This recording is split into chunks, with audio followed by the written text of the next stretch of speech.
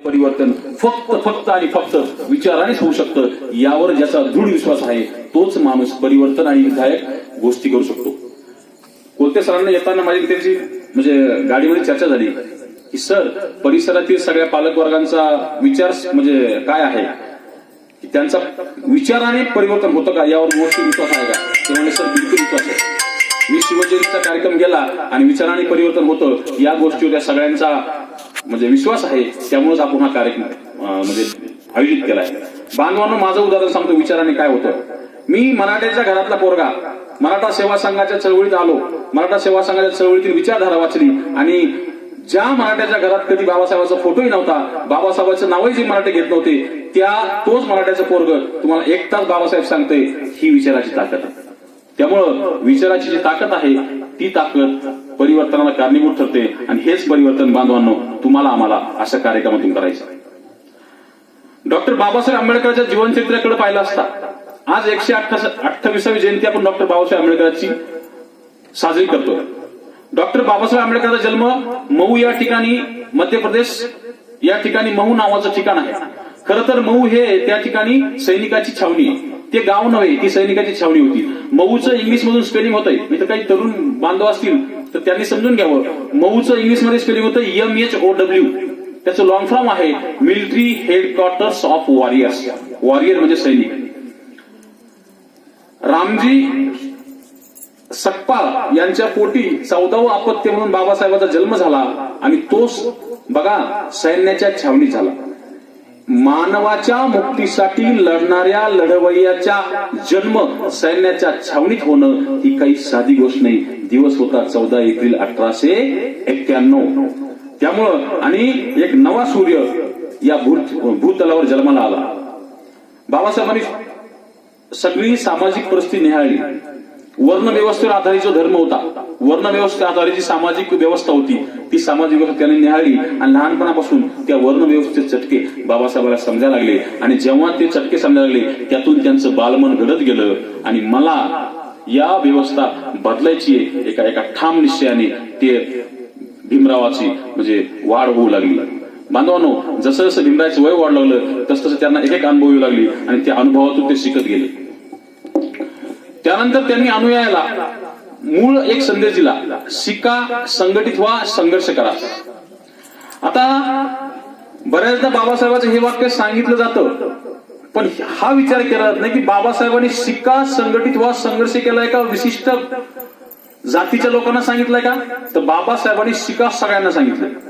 जो जो या पृथ्वी तलावर वंचित आहे, जो जो अनेक गोष्टीपासून दूर आहे, जो जो मुख्य प्रवाहात नाही, त्यांनी शिकावं.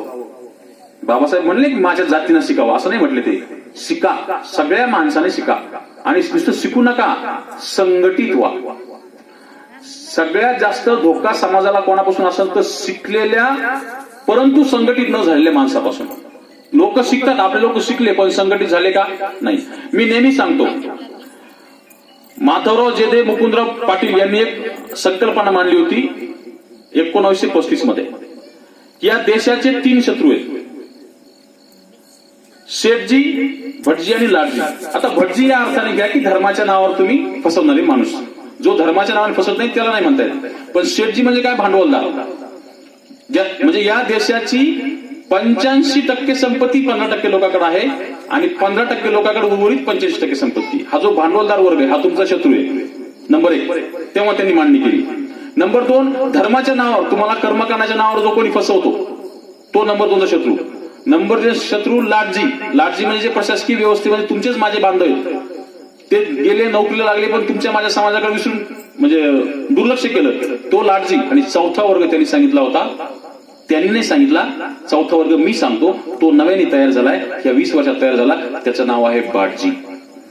तो वर्ग असा आहे, तो तुमच्यातलाच आहे, तो शिवरायाचं नाव घेतो, तो बाबासाहेब आंबेडकरांचं नाव घेतो, तो तुमच्या माझ्या महामानवाचं नाव घेतो, प्रतिमेला पुष्प अर्पण करतो, जे जयकार करतो, पण तुमच्याकडे डुंकूनही पाहत नाही, तुमच्या जीवावर मोठा होतो. असे अनेक नेते, असे अनेक लोक हे तुमच्या माझ्या जीवावर मोठे झाले, महामानवाचं नाव घेऊन मोठे झाले, पण ते हे झाले नाही, त्यांनी संघटन केलं नाही. त्यामुळे बाबासाहेबांचा मूलमंत्र होता, शिका, संघटित करा आणि नुसते संघटित करू नका, संघर्ष करा. वंचिताच्या प्रश्नासाठी आपल्याला नुसतं शिकायचं नाही, नुसतं संघटित व्हायचं नाही, तर शिकायचंय, संघटित व्हायचं आणि संघर्ष करायचा हा मूल मंत्र बाबासाहेबांनी जो दिला तो एका कुठल्या विशिष्ट जातीला दिला नाही किंवा विशिष्ट मानवी समुदायाला दिला नाही. बाबासाहेबांनी तो मूल मंत्र समस्त मानवाला दिलेला आहे. त्यामुळं बाबासाहेबाला एका विशिष्ट नजरेतून, विशिष्ट कप्प्यातून, विशिष्ट जातीचा म्हणून जो कोणी पाहत असेल तो खऱ्या अर्थाने या महामानवाच्या विचाराचा द्रोह करतो, हे मला या ठिकाणी सांगावं लागेल. बांधवांनो, महामानव कुठल्या जातीचे नसतात, महामानव कुठल्या धर्माचे नसतात, ते समस्त मानवाच्या मुक्तीचं काम करत असतात. तुम्हाला उदाहरण सांगतो, एक चैन सांगतो. मी माझ्या प्रस्ताविकेत सांगितलं, साहित्यरत्न अण्णाभाऊ साठे यांनी गुरु मानले डॉक्टर बाबासाहेब आंबेडकरांना. साहित्यरत्न अण्णाभाऊ साठे यांनी गुरु मानले डॉक्टर बाबासाहेब आंबेडकरांना. डॉक्टर बाबासाहेब आंबेडकरांनी गुरु मानले महात्मा फुलेंना. डॉक्टर बाबासाहेब आंबेडकरांनी खरं तर 3 गुरु मानले, ज्यांची कधी भेट झाली नाही असे 3 गुरु मानले. एक तथागत गौतम बुद्ध, नंबर 2 क्रांतीसूर्य महात्मा ज्योतिबा फुले आणि नंबर 3 संत कबीर. या तिघांची भेट झाली नाही. म्हणजे 28 नोव्हेंबर 1890 साली महात्मा ज्योतिबा फुलेंचं निधन झालं आणि त्यानंतर 91 ला डॉक्टर बाबासाहेब आंबेडकर जन्म झाला. कधी भेट झाली नाही, पण विचारातून हे 3 गुरु मानले. मी तुम्हाला लाईन सांगू लागलो की साहित्यरत्न डॉक्टर बाबासाहेब आंबेडकरांनी गुरु मानले साहित्यरत्न काय अण्णाभाऊ साठेंना गुरु मानले, विश्वरत्न डॉक्टर बाबासाहेब आंबेडकरांना. बाबासाहेबांनी गुरु मानले महात्मा फुलेंना. महात्मा फुलेंनी गुरु मानले छत्रपती शिवाजी महाराजांना. छत्रपती शिवाजी महाराजांचे गुरु जगद्गुरु तुकोबाराय आणि जगद्गुरु तुकोबारायांच्या अभंगावर बुद्धाच्या तत्वज्ञानाचा पगडा आहे. ही लाईन जेव्हा समाजाला कळेल ना, तेव्हा समाज महामानवाला जाती जातीमध्ये वाटून घेणार नाही. बांधवांनो, एक गोष्ट लक्षात घ्या, कुठलाही महामानव हा जेव्हा जातीतून आपण पाहूया तेव्हा खऱ्या अर्थाने आपण स्वतःलाच फसवतोय, ही इथं लक्षात घ्या. त्यामुळं बाबासाहेबांनी कधी कुठल्या विशिष्ट जातीला सांगितलं नाही, समस्त मानवाला सांगितलं. बाबासाहेबांनी सांगितलंय की अन्याय करणाऱ्यापेक्षा अन्याय सहन करणारा गुन्हेगार असतो. या व्यवस्थेमध्ये तुम्ही वंचित असाल, तुम्ही मुख्य प्रवाहात नसाल, तुम्हाला तो अधिकार आहे, संविधानातून बाबासाहेबांनी दिलाय. या ठिकाणी मी तुमच्या पुढे बोलतोय, अभिव्यक्ती स्वातंत्र्य मला बाबासाहेबांच्या संविधानामुळे मिळाले. गुलामाला गुलामाची जाणीव करून द्या म्हणजे तो पेटून उठेल, हे बाबासाहेबांचे हे वाक्य यामुळे सांगतो. मी बाबासाहेबांचं पुढे सगळं राष्ट्र निर्माणाचं कार्य सांगणार आहे. प्रस्ताविकेत नेमकी बाबासाहेबांचं तत्वज्ञान काय आहे त्या गोष्टी मी सांगतो. पुढे राष्ट्र निर्माणाचं आणि बाबासाहेबांचं असणारं इतर समाजांशी, विशेषतः छत्रपती शिवाजी महाराजांशी असणारा संबंध, मराठा समाजाशी असणारा संबंध, माझ्या सगळ्या व्याख्यानाचा तो विषय असणार आहे. फक्त बाबासाहेबांची सुरुवातीची जी टॅगलाईन आहे, सुरुवातीची जी तत्वज्ञान आहे ते बाबासाहेबांनी मी सांगतो. बाबासाहेबांनी एका ठिकाणी म्हटलं होतं, अन्यायाविरुद्ध थंड राहून शंड झाल्यापेक्षा, अन्यायाविरुद्ध थंड राहून शंड झाल्यापेक्षा बंड करून गुंड झालेले मला आवडेल. तुकाराम महाराज म्हणले, पुत्र व्हावा आयसा गुंडा, त्याचा तिन्ही लोकी झेंडा. गुंडा म्हणजे 302 केस खून करणारा नाही, पाकिट मारणारा नाही, विचाराचा गुंडा.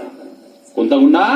विचाराचा गुंडा, जो विचाराने प्रतिवाद करेल आणि विचाराने अन्याय जुगारून देईल. असे बंड करून गुंड झालेले लोक मला कधी आवडतील, हा विचार बाबासाहेबांनी तुम्हाला मला सांगितला आणि या अंगाने तुम्हाला आम्हाला बाबासाहेब समजून घ्यायचे. बांधवांनो, बाबासाहेबांची प्रेरणा ज्या ज्या माणसांनी घेतली त्या त्या माणसाचं जीवन परिवर्तन झालेलं आहे. त्यामुळं बाबासाहेबांचा विचार तुम्हाला आम्हाला पदोपदी, मिरवणूक काढली, आपण सगळे नाचलो, चांगली गोष्ट आहे. महामानवाच्या जयंत्या नाचून साजऱ्या केल्याच पाहिजे, पण त्याचबरोबर महामानवाच्या जयंत्या फक्त नाचूनच नाही तर वाचून साजऱ्या केल्या पाहिजे. कारण महामानवाचा विचार जोपर्यंत तुमच्या माझ्या डोक्यात येत नाही तोपर्यंत परिवर्तन होत नाही. म्हणून नुसतं न नाचता, नाचूनच नाही तर नाचण्याबरोबरच वाचून सुद्धा महामानवाची जयंती साजरी झाली पाहिजे. त्यामुळं बाबासाहेबांचं राष्ट्र निर्माणाचं जे मुख्य कार्य आहे त्या माझ्या विषयाकडे बोलतो. राष्ट्र निर्माते बाबासाहेब म्हणजे काय? एक राष्ट्र निर्माण करणे म्हणजे काय? राष्ट्र निर्माण म्हणजे बाबासाहेबांनी सगळे म्हणजे आले हे मी राष्ट्र निर्माण केले असं नाही सांगितलं की या देशातल्या ज्या मूलभूत गोष्टी आहेत, या देशातल्या ज्या फंडामेंटल गोष्टी आहेत त्यामध्ये बाबासाहेबांचं काय योगदान आहे, हा राष्ट्र निर्माते बाबासाहेब या शब्दाचा अर्थ आहे. ज्या मूळ गोष्टी आहेत या देशामध्ये त्या मूळ गोष्टीची पायाभरणी बाबासाहेबांनी घातलेली आहे. त्या अर्थाने राष्ट्र निर्माते बाबासाहेब हा विषय मला तुम्हाला समजून सांगायचा आहे. बांधवांनो, बऱ्याचशा गोष्टी आहेत. सगळ्यात जास्त उपकार कोणाचे असतील बाबासाहेबांवर ते स्त्री वर्गावर आहेत. इथल्या धर्म व्यवस्थेने, इथल्या समाज व्यवस्थेने स्त्रीला अवर्ण ठरवलं होतं. म्हणजे शूद्रापेक्षाही स्त्री अवर्ण आहे, तिला वर्णच नाही, तिला शिक्षणाचा अधिकार नाही, तिला मोक्षाचा अधिकार नाही, तिला धर्म चिकित्सेचा अधिकार नाही, तिला फक्त कायम पुरुषी विचारधारेच्या, पुरुषी मानसिकतेच्या याच्या खाली तिला दबून राहावं आणि निमूटपणे सहन करावं. आज ज्या आपल्या विविध क्षेत्रामधल्या महिला दिसतात ना, त्याचं कारण आहे बाबासाहेबांचं संविधान. याची सुरुवात क्रांतिसूर्य महात्मा ज्योतिबा फुलेंनी केली आणि तोच सर्व विचार बाबासाहेबांनी घटनेमध्ये अंतर्भूत केला. काय झालं? 3 ऑगस्ट 1947 ला बाबासाहेबांसमोर संसदेमध्ये हिंदू कोड बिल आलं. एक लक्षात घ्या, बाबासाहेब देशाचे पहिले कायदेमंत्री होते आणि देशाचे पहिले कृषी मंत्री डॉक्टर पंजाबराव देशमुख होते. या 2 माणसाला कधी विसरू नका, कारण हे 2 माणसं एकमेकाला कधी विसरले नाही. पुढे संबंध मी सांगणार आहे. 1947 ला हिंदू कोड बिल आलं. काय होतं Hindu code bill? Hindu code bill बाबासाहेबांचा मुद्दा आला की सगळे लोक हे करतात. नेमकं काय आहे हे तुम्हाला माहित नाही. हिंदू कोड बिल असं बिल होतं, असा कायदा होता की त्या कायद्यान्वये हिंदू धर्मातील स्त्रियांना त्यांचे मूलभूत अधिकार मिळणार होते. हिंदू धर्मातील स्त्रियांना मूलभूत जे अधिकार आहेत, म्हणजे आपल्या नवऱ्याच्या संपत्तीमधला अधिकार, घटस्फोटाचा अधिकार, वडिलाच्या संपत्तीमध्ये अधिकार, शिक्षणाचा अधिकार, पोटगीचा अधिकार, हे सगळे अधिकार त्या हिंदू धर्मातील स्त्रीला मिळणार होते. आणि असं हिंदू कोड बिल तेव्हा संसदेमध्ये बाबासाहेबांनी मांडलं. त्या हिंदू कोड बिलाला लक्षात घ्या, मी काय सांगतो. बाबासाहेबांनी हिंदू धर्म तर नाकारला होता, पण हिंदू कोड बिल ठेवलं तेव्हा हिंदू धर्मातीलच काही नेत्यांनी त्या हिंदू कोड बिलाला विरोध केला आणि बाबासाहेबांनी ते बिल मांडलं आणि त्या बिलाला विरोध झाला. ते बिल माझ्या मानासाठी मी तयार करू शकत नाही आणि ते बिल मी पारित करू शकत नाही, या विचाराने बाबासाहेबांनी मंत्रिपदाचा राजीनामा दिला. तत्वासाठी राजीनामा देणारा जगातला पहिला महामानव म्हणजे विश्वरत्न डॉक्टर बाबासाहेब आंबेडकर. अहो, साधं ग्रामपंचायतचा राजीनामा द्यायला कोणी तयार नाही. देशाच्या कायदे मंत्रिपदाचा राजीनामा देणे आणि ते सुद्धा दुसऱ्या धर्मातील महिलांसाठी. लक्षात घ्या ही गोष्ट. बाबासाहेबांना तुम्ही एका चौकटीत बाजून टाकत असाल, ही गोष्ट मला तुम्हाला सांगणं गरजेचं आहे. दुसऱ्या धर्मातील महिलांच्या कल्याणासाठी मी कायदा व्यवस्थित करू शकत नाही म्हणून राजीनामा देणारा पहिला महामानव म्हणजे डॉक्टर बाबासाहेब आंबेडकर. दुसरी गोष्ट, दरम्यानच्या मागच्या 2 वर्षामध्ये प्रचंड मराठा क्रांती मोर्चे निघाले. मराठ्यांचं मागणी होती की मराठा आरक्षण द्या. मुळात मराठा हा ओबीसी आहे. घटनेमध्ये 3 कलमान्वये आरक्षणाचं प्रावधान केलेलं आहे. कलम क्रमांक 340, 41 आणि 42. मी काय सांगतोय चिंतनशील बारकाईनं ऐका, मी काय सांगतो ते. जेव्हा बाबासाहेबांनी फक्त दलितांना दिलं, एससीला दिलं, एसटीला दिलं, असं जेव्हा तुमच्यावर बिंबवलं जातं तेव्हा काही गोष्टी समजून घेतल्या पाहिजे. बाबासाहेब घटनेचा कच्चा मसुदा लिहित असताना बाबासाहेबांचे मित्र, मी तुम्हाला सांगितले, डॉक्टर पंजाबराव देशमुख बाबासाहेबांच्या दिल्ली या निवासस्थानी गेले. त्यांच्या मनामध्ये गुरूर होती. डॉक्टर पंजाबराव देशमुख विदर्भातले मराठा नेते, कुणबी नेते, मराठ्यांचे नेते, त्यांच्या मनामध्ये हुरूर होती की संविधान येत आहे आणि बाबासाहेब माझ्या जातीच्या लोकांना काही देतात का नाही, त्यांच्या मनामध्ये हुरूर होती. ते दिल्लीला बाबासाहेबांच्या निवासस्थानी गेले. बाबासाहेब संविधानाचा कच्चा मसुदा लिहित होते आणि बाबासाहेबांनी पंजाबराव देशमुख भेटायला आल्यानंतर त्यांची ती ही ओळखली, येण्याचा हेतू काय आहे. बाबासाहेब सहज म्हणाले, पंजाबराव तुम्ही थोडंसं हे संविधानाचा कच्चा मसुदा चावा, यातल्या काही त्रुटी बघा, मी थोडासा फेरफटका मारून येतो. आणि बाबासाहेब बाहेर फिरायला गेले. पंजाबराव सगळं संविधानाचा कच्चा मसुदा चावू लागले तेव्हा त्यांच्या ध्यानात आलं, बाबासाहेबांनी 3 कलमान्वये आरक्षणाचा प्रावधान संविधानामध्ये केले होतं. कलम क्रमांक 340, कलम क्रमांक 341 आणि कलम क्रमांक 342. 341 नुसार एससीला आरक्षण दिलं, म्हणजे शेड्यूल कास्ट, अनुसूचित जाती. 342 नुसार आरक्षण दिलंय एसटी, शेड्यूल ट्राईब, अनुसूचित जमाती. आणि त्याच्या आधी बांधवांनो 340, 341 आणि 42 आणि 340 येतं का नाही, त्याच्या अगोदर बाबासाहेबांनी ओबीसी समाजाला आरक्षण देण्याचं प्रावधान केलंय. म्हणजे स्वतःच्या जातीच्याही अगोदर इतर जातीचा विचार करणारा महामानव म्हणजे डॉक्टर बाबासाहेब आंबेडकर. ही गोष्ट तुम्हाला आम्हाला समजून घेतली पाहिजे.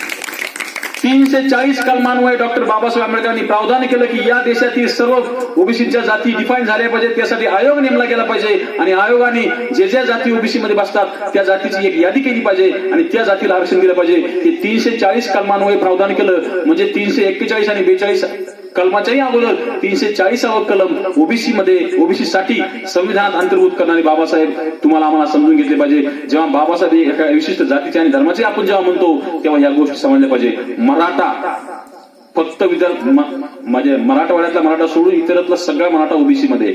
माझी सख्खी बहीण विदर्भातली ओबीसी मध्ये. त्यामुळं इथल्या काही नोंदी चुकीच्या झाल्या त्यामुळे आपण ते फळ आज इथला मराठा भोगतो ती गोष्ट वेगळी. त्या गोष्टीवर एक स्वतंत्र व्याख्यान होईल. पण 340 कलमान्वये स्वतःच्या जातीच्या अगोदर इतरांच्या आरक्षणाचा विचार करणारा मानव म्हणजे डॉक्टर बाबासाहेब आंबेडकर. हे राष्ट्र निर्माणाचं बेसिक काम डॉक्टर बाबासाहेब आंबेडकरांनी केलं आणि ते तुम्हाला आम्हाला समजून घ्यावं लागेल. जगात 2 लोकशाही सगळ्यात महत्वाच्या आहेत. एक अमेरिकेची आणि दुसरी भारताची. अमेरिकेची लोकशाही सगळ्यात जुनी आहे आणि भारताची लोकशाही सगळ्यात मोठी आहे. बघा मी काय सांगतो. जगामध्ये 235च्या वर देश आहेत आणि त्या 235 देशामध्ये भारतच असा एकमेव देश आहे त्यामध्ये अनेक जाती, अनेक धर्म, अनेक भाषा, अनेक संस्कृती, अनेक पेहराव, अनेक आहार, विविधता असणारा हा देश आहे. आसामचा माणूस महाराष्ट्रात कधीच म्हणजे तो कुठल्याच अंगाने मॅच होऊ शकत नाही, एका राष्ट्रात असू शकत नाही. बाकीचे राष्ट्र सगळे धर्माने, संस्कृतीने, भाषेने एक आहेत. भारत हा विविधतेने नटलेला देश आहे आणि या सगळ्यात मोठा खंडप्राय असणारा देश बाबासाहेबांनी एका धाग्यात बांधला आणि तो बांधला संविधानाच्या माध्यमातून. ह्या अंगाने बाबासाहेब राष्ट्रनिर्माते ठरतात. इतक्या विविधतेने नटलेला देश साधी गोष्ट नाही. जर संविधान बलवान नसतं या देशाचे शेकडो तुकडे आतापर्यंत झाले असते आणि ह्या सगळ्या देशाला एकत्रित साधणारा दुवा म्हणजे संविधान आहे आणि त्या संविधानाचे शिल्पकार डॉक्टर बाबासाहेब आंबेडकर आहेत. त्यामुळं या भारताला अखंड ठेवण्याचं योगदान सुद्धा डॉक्टर बाबासाहेब आंबेडकरांकडे जातं. त्या अर्थाने डॉक्टर बाबासाहेब आंबेडकर राष्ट्रनिर्माते आहेत. सगळ्यात महत्वाची गोष्ट, तुम्ही हे शाळेत जाणारे सगळे मुलं दररोज संविधान म्हणता. We the people of India, आम्ही भारताचे लोक, हम भारत के लोक. संविधानाची सुरुवात बाबासाहेबांनी कोणत्या शब्दाने करावी यावर संविधान सभेमध्ये उहापोह झाला. वेगवेगळ्या धर्माचा माणूस वेगवेगळ्या देवाच्या नावाने संविधानाची सुरुवात करा असं त्या ठिकाणी आर्ग्युमेंट म्हणजे युक्तिवाद करू लागला. प्रचंड चर्चा झाली. काही वेगळ्या धर्माचे लोक आमच्या देवाच्या नावाने सुरुवात करा, काही म्हणले आमच्या देवाच्या नावाने सुरुवात करा, काही म्हणले याच्या नावाने सुरुवात करा. असा प्रचंड चर्चा त्या ठिकाणी झाली. बाबासाहेब म्हणले मी जे संविधान लिहितोय ते लोकांसाठी लिहितोय, वंचित असणाऱ्या सगळ्या तळागाळातल्या माणसासाठी लिहितोय. माझ्यासाठी तळातला माणूस महत्वाचा आहे म्हणून त्या संविधानाची सुरुवात बाबासाहेबांनी केली. हम भारत के लोग, we the people of India. अरे मानवाच्या नावाने सुरुवात करणारं जगातलं एकमेव संविधान म्हणजे भारताचं संविधान आहे. म्हणजे तळागाळातल्या माणसाला या देशामध्ये सर्वोच्च स्थानी बसवणारा महामानव म्हणजे डॉक्टर बाबासाहेब आंबेडकर. त्या अर्थाने डॉक्टर बाबासाहेब आंबेडकर राष्ट्रनिर्माते ठरतात. समता, स्वातंत्र्य, बंधुता आणि न्याय ही जी 4 मूल्ये मानवाच्या कल्याणाची या जगामध्ये जन्माला आलेल्या प्रत्येक माणसाला स्वतःचा विकास करण्याचं, स्वतःचं कल्याण करण्याचं, बहरण्याचं स्वातंत्र्य आहे आणि ते सगळे कलम डॉक्टर बाबासाहेब आंबेडकरांनी विचारपूर्वक या संविधानामध्ये अंतर्भूत केली. समता, जातीवर आधारित, धर्मावर आधारित, लिंगावर आधारित कुठेही असमानता असणार नाही असं तत्व सांगितलंय आणि सगळ्या माणसं एका लेवलला आणले. ज्या इथल्या धर्मव्यवस्थेने, समाज व्यवस्थेने माणसं जन्मावर आधारित भेदभाव केला होता ते सगळे माणसं बाबासाहेबांनी एका समानतेच्या धाग्यात आणले. हे बाबासाहेबांचं योगदान तुम्हाला आम्हाला विसरता येणार नाही. स्वातंत्र्य, मी तुम्हाला सांगितलंय अभिव्यक्ती स्वातंत्र्य घटनेच्या कलम क्रमांक 15 नुसार मी आज तुमच्या पुढे बोलतोय, माझे विचार मांडतोय. पूर्वी विचार मांडण्याचं स्वातंत्र्य नव्हतं, तुम्हाला काही बोलण्याचं स्वातंत्र्य नव्हतं, अभिव्यक्ती स्वातंत्र्य नव्हतं आणि त्या अभिव्यक्ती स्वातंत्र्य बहाल बाबासाहेबांनी केलं. त्यामुळे धर्मचिकित्सेचं, अभिव्यक्ती करण्याचं, स्वतःचं मत प्रकट करण्याचं स्वातंत्र्य बाबासाहेबांनी बहाल केलंय आणि तो प्रत्येक माणूस करू शकतो. बंधुता, या देशामध्ये बंधुभाव जोपासल्याशिवाय हा देश टिकणार नाही हे तत्व, हे मूल्य बाबासाहेबांनी अंतर्भूत केलं. आणि न्याय या तत्वावर ही संविधान अवलंबून आहे. हे 4ही मूल्य बाबासाहेबांनी दिले नसते तर कदाचित हा भारत, खंडपाय भारत इतक्या दिवस टिकला नसता आणि इतक्या प्रगतीच्या वाटा भारताने चोखाळल्या नसता. त्यामुळे संविधानाचे शिल्पकार म्हणून डॉक्टर बाबासाहेब आंबेडकर राष्ट्रनिर्माते ठरतात. पुढचा सर्वात महत्वाचा मुद्दा, अर्थतज्ञ बाबासाहेब. तुम्हाला माहिती आहे 2016 सालीच ना आपल्या देशाच्या पंतप्रधान नरेंद्र मोदी यांनी घोषणा केली की उद्यापासून 500ची आणि 1000ची नोट बंद, कुठंच चालणार नाही. केली की नाही? नोटाबंदी केली ना. बाबासाहेबांनी प्रॉब्लेम ऑफ रुपी नावाचा ग्रंथ लिहिला 1945 ला. मी काय सांगतो ते लक्षात घ्या. जे ह्या सरकारने आज केलं किंवा किंबहुना इथं येणारी सरकार आता करू पाहतात, ती गोष्ट बाबासाहेबांनी 1940 ला सांगितली. प्रॉब्लेम ऑफ रुपी नावाचा ग्रंथ लिहिला आणि त्या ग्रंथामध्ये बाबासाहेबांनी सांगितलं एवढ्या मोठ्या खंडपाय देशाचं चलन दर 10 वर्षाला बदललं पाहिजे. जर ते 10 वर्षाला बदललं तर आणि तरच या देशामध्ये काळा पैसा निर्माण होणार नाही. आणि तो काळा पैसा निर्माण होऊ द्यायचा नसेल तर दर 10 वर्षाने हे चलन बदलावं लागेल. हे प्रॉब्लेम ऑफ रुपी नावाच्या ग्रंथामध्ये बाबासाहेबांनी 1945 ला सांगितलंय. आताचे सरकार जर सांगत असतील की आम्ही नोटाबंदी केली किंवा आम्ही चलन बदललं काळा पैसा कमी करण्यासाठी, तर ते बाबासाहेबांनी 1945 लाच ग्रंथ म्हणजे लिहून सांगून ठेवलेले. या अर्थाने अर्थतज्ञ बाबासाहेब या जगामध्ये सर्वात मोठे अर्थतज्ञ डॉक्टर बाबासाहेब आंबेडकर होऊन गेले. त्यामुळे भारताच्या निर्मितीमध्ये ज्या काही अर्थक्षेत्रामध्ये मूलभूत गोष्टी झालेल्या आहेत त्या गोष्टी बाबासाहेबांमुळे झालेल्या आहेत. त्यामुळे अर्थतज्ञ बाबासाहेब तुम्हाला आम्हाला समजून घ्यावे लागतील. दुसरा महत्वाचा मुद्दा परराष्ट्र धोरण. बघा, मागे पुलवामामध्ये हल्ला झाला, आपले 40 जवान शहीद झाले, बरोबर आहे. आणि पाकिस्तानचं आपलं कायम देश स्वतंत्र झाल्यापासून पाकिस्तानचं आपलं कायम द्वंद्व चालू आहे. अटल बिहारी वाजपेयी असं म्हटले होते की आपण शेजारी बदलू शकत नाही, तो आपला नाईलाज आहे. माणसं मित्र किंवा शत्रू बदलू शकतो पण शेजारी बदलू शकत. पाकिस्तान आपला शत्रू असेल पण तो आपला शेजारी आहे, त्यामुळे शेजारी आपण बदलू शकत नाही. या पाकिस्तानची भारताचं परराष्ट्र धोरण कसं असावं याची मांडणी बाबासाहेबांनी 1935 ला केली.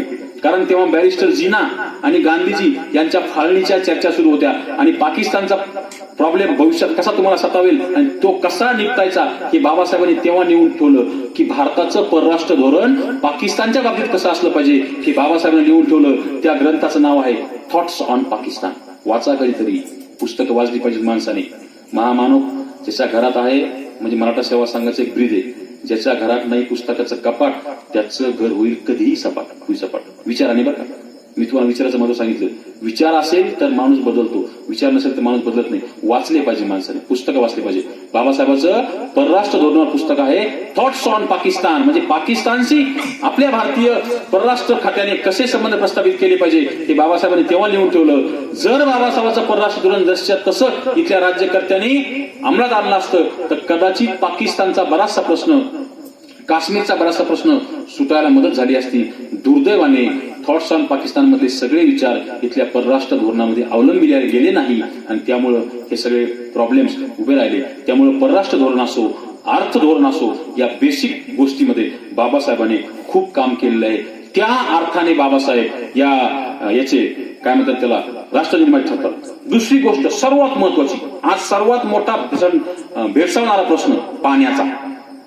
असं म्हणतात या जगामध्ये जर तिसरं महायुद्ध घडलं त्याचं एक कारण पाणी असेल. कारण मानवाच्या किंबहुना सजीव सृष्टीच्या जगण्यासाठी किंवा अस्तित्वासाठी मूलभूत घटक असणारा पाणी हा सगळ्यात महत्वाचा आहे. आणि मी काय सांगतो बारकाई नाही का, 2020 साली बघा 1955 ला बाबासाहेब सांगतात 2020 साली या भारताची पाण्याची गरज किती असेल, भारताची लोकसंख्या किती असेल आणि त्या लोकसंख्येनुसार भारताची पाण्याची गरज किती असेल हे गणित बाबासाहेबांनी 1955 ला मांडले. आणि बाबासाहेबांनी काही काळ बाबासाहेबांच्या हातामध्ये या देशाच्या जलमंत्री पदाचा पदभार आला होता.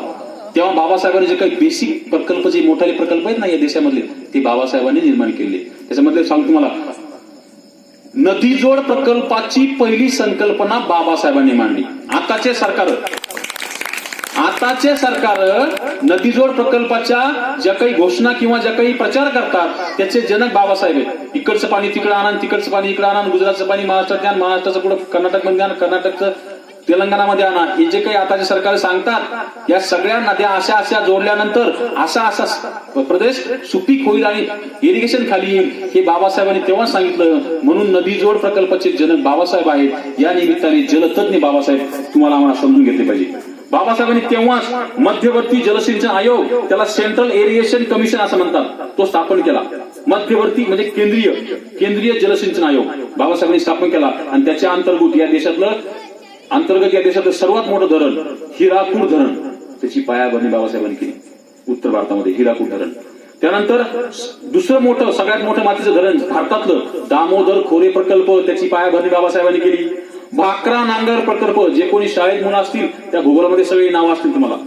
हिराकूड प्रकल्प, भाकरा नांगर प्रकल्प, दामोदर खोरे प्रकल्प आणि सोने नदी प्रकल्प, हे सगळे बाबासाहेबांच्या काळामध्ये, जेव्हा त्यांच्याकडे जल खात्याचा कार्यभार होता, तेव्हा हे सगळे बाबासाहेबांनी या सगळ्या धरणांची पायाभरणी घातलेली. या अर्थाने जलतज्ञ बाबासाहेब तुम्हाला आम्हाला समजून घेतले पाहिजे. म्हणजे परराष्ट्र धोरण असो, अर्थ धोरण असो, जलनीती असतो, हे सगळ्या गोष्टी बाबासाहेबांनी या राष्ट्राचं निर्माण करताना तुमच्या आमच्यासाठी बेसिक व्हिजन या देशाला देऊन ठेवली.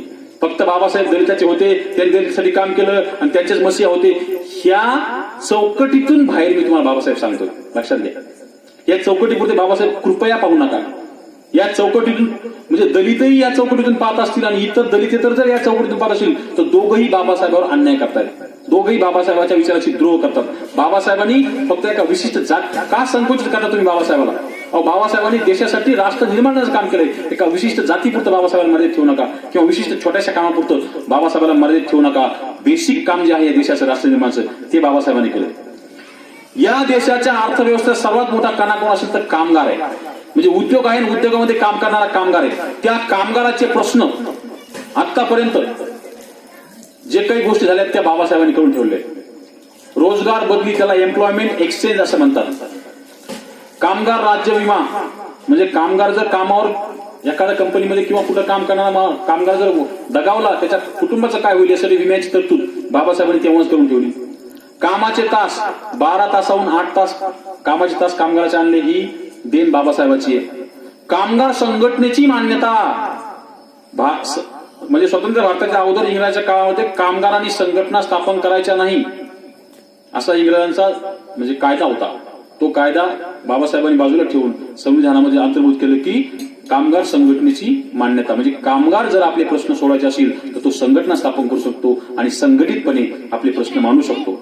त्यानंतर पगारी सुट्या, प्रत्येक नोकरदाराला, कामगाराला, मी शेतीचं पण सांगणार आहे, शेतकऱ्यासाठी काय केलं ते पण सांगणार आहे, पण नोकरदारासाठी, कामगारासाठी पगारी सुट्या, आरोग्य विमा, कायदेशीर संप करण्याचा अधिकार. एखादी मागणी जर मागायची असेल तर कायदेशीर संप सगळ्यांनाच, बरं का, शेतकरी असो कोणी असतो, कायदेशीर संप करण्याचा अधिकार बाबासाहेबांनी बहाल केलाय. त्याला लिगल स्ट्राईक ऍक्ट असं म्हणतात. कामगार कल्याण निधी, कामगार लोकांच्या मुलाबाळासाठी काही कल्याण निधी विशिष्टपणे राखून ठेवला, म्हणजे त्याला आपण पीएफ वगैरे म्हणतो, प्रॉव्हिडंट फंड, हे देण बाबासाहेबांची आहे. समान काम समान वेतन, जर स्त्री असो किंवा पुरुष असो, मी तुम्हाला सांगितलं बाबासाहेबांनी सगळ्याला समानतेच्या पातळीवर आणलंय. स्त्री असो, पुरुष असो, कोणत्या जातीचा, कोणत्या धर्माचा, हे महत्वाचं नाही. तो समान काम करत असेल तर त्याला समान वेतन मिळालं पाहिजे, हा कायदा बाबासाहेबांनी करून ठेवलाय. त्यानंतर प्रसूती पगारी रजा, नोकरीमध्ये, कामगार क्षेत्रामध्ये ज्या महिला, ज्या माता आहेत त्यांना प्रसूती, आपल्या बाळाला जन्म द्यायचा असेल तर पगारी प्रसूती रजा, बघा काय सन्मान आहे महिलांचा. पगारी प्रसूती रजाची तरतूद बाबासाहेबांनी केली. महिला कामगार म्हणजे संरक्षण कायदा केला. असे अनेक गोष्टी कामगाराच्या बाबतीत बाबासाहेबांनी केल्या. म्हणजे राष्ट्र निर्माणाचं जे काम आहे ते विविध क्षेत्रामध्ये बाबासाहेबांनी कसं कसं केलंय मी तुम्हाला हे सांगतोय. आणि पुढचा आणि अत्यंत महत्वाचा मुद्दा, वीज जोड प्रकल्प. मी तुम्हाला सांगितलंय की या सध्या मानवाच्या बेसिक गोष्टी कोणत्या झाल्या तर वीज आणि पाणी. म्हणजे वीज नसेल तर माणूस बेचैन होतो आणि पाणी नसेल तर अस्तित्वच राहू शकत नाही. त्यामुळे वीज जोड प्रकल्प जो आहे त्याची पण पायाभरणी बाबासाहेबांनी घातलं. पॉवर ग्रीड सिस्टमची निर्मिती केली आणि या देशामध्ये आणखी 100 वर्षानंतर लोकसंख्या वाढीच्या प्रमाणात किती वीज लागेल याचं कॅल्क्युलेशन तेव्हाच बाबासाहेबांनी तयार करून ठेवलं. त्यामुळं या सगळ्या गोष्टी बाबासाहेबांनी राष्ट्र निर्माणाचं काम करत असताना करून ठेवल्या. हे तुम्हाला आम्हाला समजले पाहिजे. बांधवांनो, बाबासाहेब जेव्हा समजून घ्यायचे राष्ट्र निर्मितीत त्यांनी कोणतं कोणतं कार्य केलं हे समजून घेताना बाबासाहेबांनी ज्या काही बेसिक गोष्टी केल्या ह्या तुमच्या पुढे मी मांडल्या. आता माझी इच्छा अशी आहे की तुम्ही आजपासून माझं व्याख्यान ऐकल्यापासून किमान बाबासाहेबांच्या एकूण कार्यकर्तृत्वाकडे पाहण्याची दृष्टी बदलाल. कारण बाबासाहेबांनी विशिष्ट जातीसाठी काम केलंच नाही. ज्या जातीत ते जन्मले त्या जातीने बाबासाहेबांचा गौरव करणं हे त्यांचं कर्तव्य आहे. पण दुसऱ्या जातीने सुद्धा बाबासाहेबांचा गौरव केला पाहिजे, कारण बाबासाहेबांनी राष्ट्र निर्माणाचं काम केलेलं पाहिजे. जो जो या देशावर प्रेम करतो त्याच्यावर बाबासाहेबांचे उपकार आहेत, एवढं मात्र नक्की. बऱ्याचदा काय होतं, या महाराष्ट्रामध्ये 2 महामानव होऊन गेले, ते तुमच्या माझ्या रक्ताच्या कणाकणात आणि प्रत्येकाच्या मनामनात आहेत. ते म्हणजे छत्रपती शिवाजी महाराज आणि डॉक्टर बाबासाहेब आंबेडकर. या 2च महामानवाच्या विचारावर आणि नावावर हा महाराष्ट्र चालतो असं म्हटलं तरी वावगं ठरत